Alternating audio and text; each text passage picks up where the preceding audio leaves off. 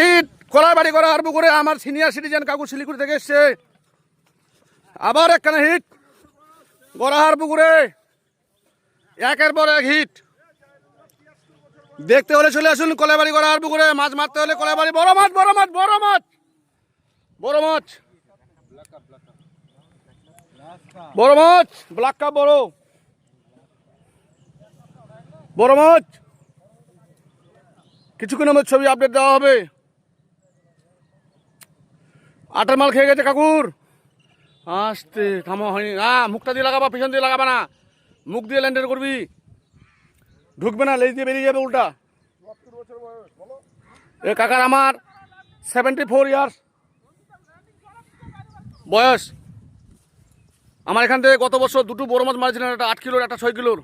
আজকে একটা বড় মাছ শিকার করলেন।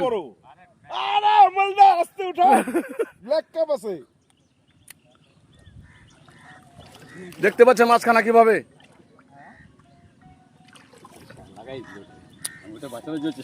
দরকার নেই বাদান, আপনি হুক খুলে দেন, মাছটাকে তুলুন কাকু।